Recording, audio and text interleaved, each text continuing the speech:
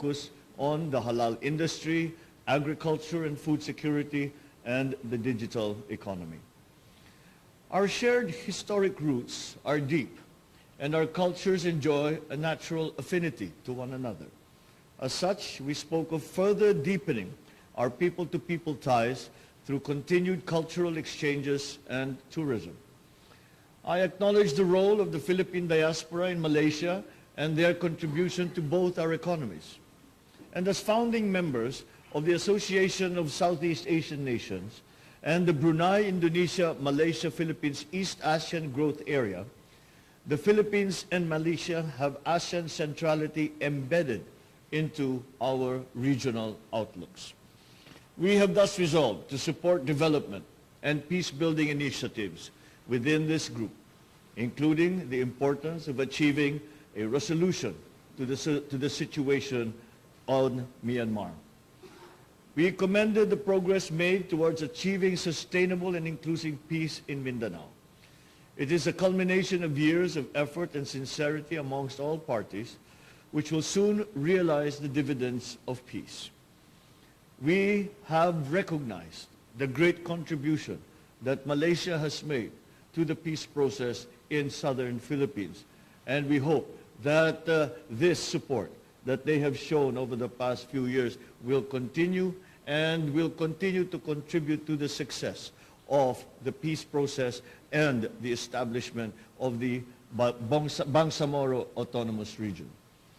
I therefore invited Malaysia to continue supporting the Philippine government's efforts to bring development and enhancement to the livelihoods of Mindanaoans.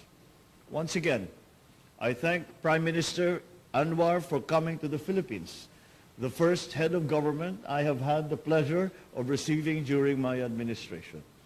Your visit is a testament to our enduring friendship as ASEAN brothers who share the same vision of prosperity and of peace. Thank you, Mr. President. On behalf of Aziza and the delegation, I must express my profound thanks and gratitude for the warm welcome.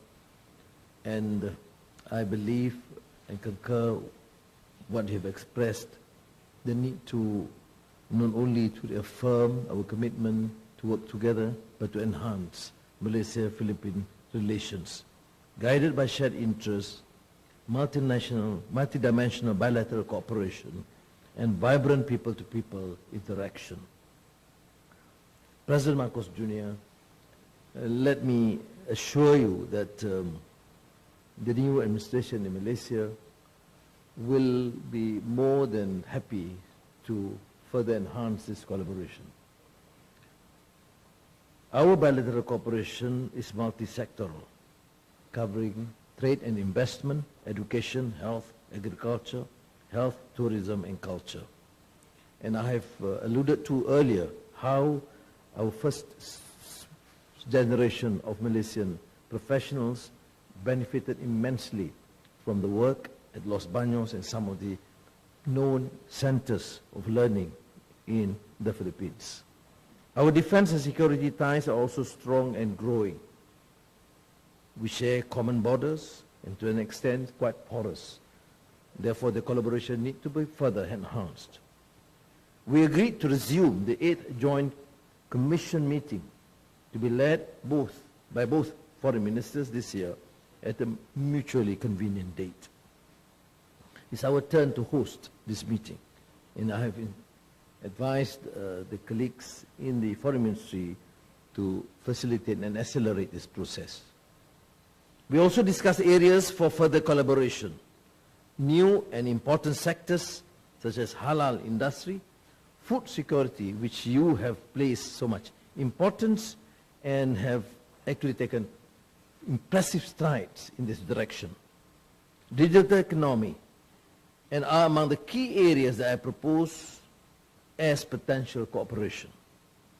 The President and I also agreed that both countries should intensify efforts to increase the volume of trade and investments.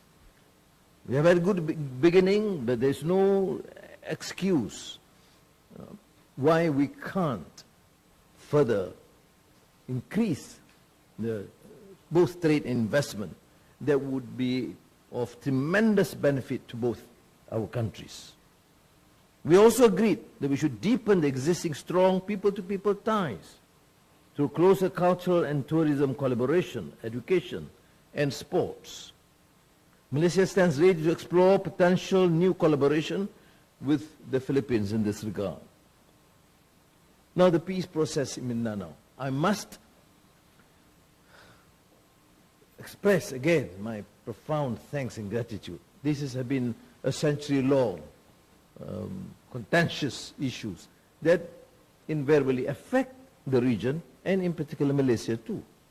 And under your leadership, President, you have seen great strides in this direction. And I think it is only our duty as a good neighbor to support and facilitate the process. And I stand guided, whatever things need to be done at the bilateral, multilateral level, to support this endeavor. It has to succeed in the interest of the Philippines and Malaysia and the region, and then utilize this enormous potential to the benefit of our people. Malaysia will also continue to offer assistance to the Bangsa Moro people through various capacity building programs, including through our Malaysia Technical Cooperation Program. In my meeting with the President, I've asked the Philippines assistance and cooperation to expedite the documentation of nationals so that they can be repatriated to the Philippines in a timely manner. And I am pleased that the willingness to facilitate this arrangement in a mutually agreed fashion. We also reiterated our commitment to continue supporting and enhancing cooperation with the BIMMP, IAGA, including hosting the Brunei, Indonesia, Malaysia, Philippines Facilitation Center. I did express my concern about the contentious, unresolved Myanmar issue, which is affecting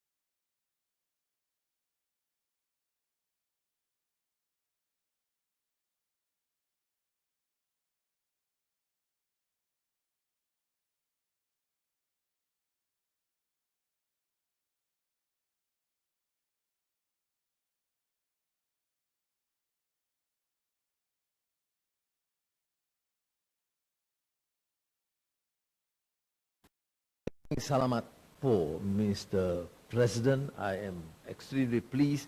I must reiterate again that I was first here in Malacañan Palace when President Marcos was the president as a young Minister of Agriculture, and how pleased I am to be back here with Marcos Jr.